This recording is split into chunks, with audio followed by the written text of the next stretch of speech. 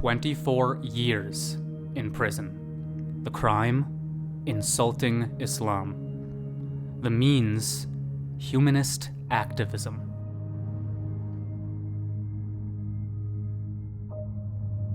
The effort to silence one of Nigeria's most prominent defenders of human rights and secular values, Mubarak Bala, began from the moment he declared his apostasy from Islam, and it continues today as he suffers an unjust, heinous, and outrageous imprisonment.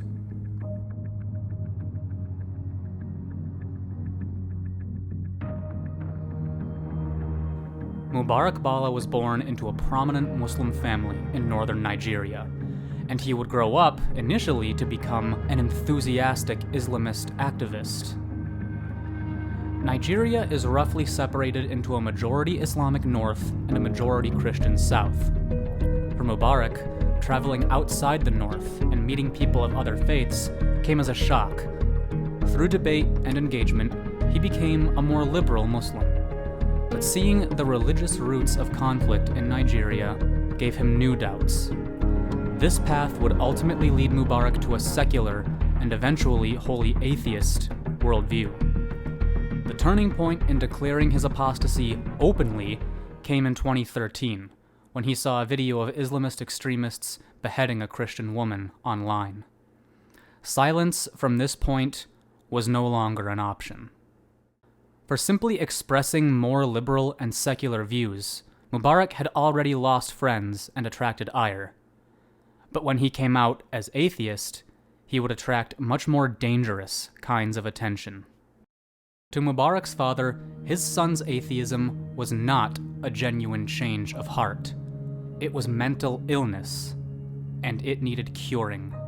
Eventually, he found a doctor who agreed, and in 2014, Mubarak was institutionalized in a mental health facility for nothing more than publicly giving up on religion.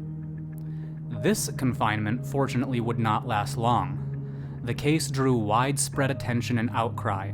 After lobbying by human rights organizations and a doctor's strike at the mental hospital, Mubarak was released. From here on, he resumed his activism, becoming president of the Humanist Association of Nigeria. All the while, he faced rampant threats of violence and murder.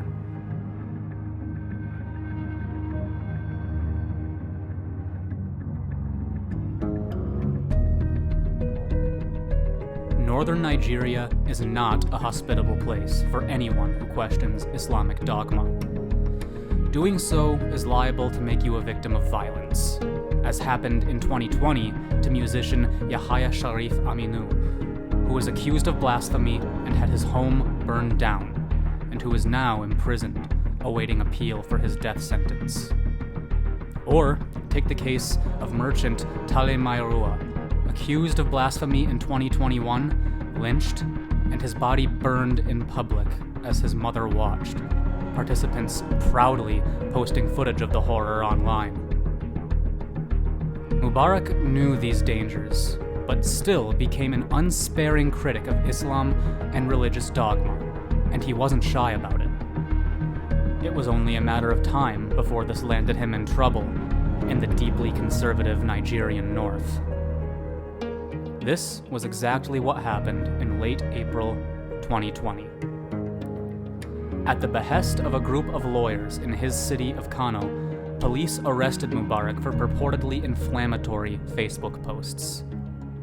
After this arrest, Mubarak was not seen again for months. During Mubarak's detention, which lasted well over a year before any charges were even made, he was reportedly denied access to medical care, held in solitary confinement, and forced to worship in the Islamic way despite his unbelief. Then the charges came, finally, in August 2021. Mubarak was to stand trial for blaspheming Islam and a number of related charges. At first, he maintained his innocence, apologizing for any offense his posts may have caused, but maintaining his intent was not to egregiously offend. But this went on for months, and his lawyer would later say that Mubarak became convinced the judge presiding over his case was compromised, that the outcome of his case was predetermined and that he wanted to simply get it over with.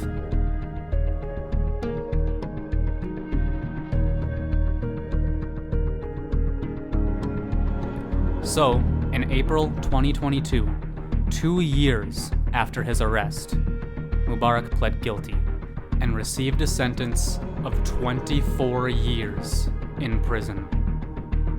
The verdict was met with international outcry. Outrage that the verdict, in addition to being a flagrant breach of human rights, also came from an illegitimately obtained confession. Despite the calls for his release, in the intervening months, nothing has changed. Kano state authorities have simply noted that Mubarak and his lawyers are free to appeal the verdict, refusing to lift the sentence. Mubarak remains in prison for the crime of writing against religion on Facebook. In his efforts to change a culture of dysfunction, violence, and religious oppression, Mubarak has fallen victim to it. And it's now the duty of all those who enjoy that freedom to demand, unceasingly, that he have his back.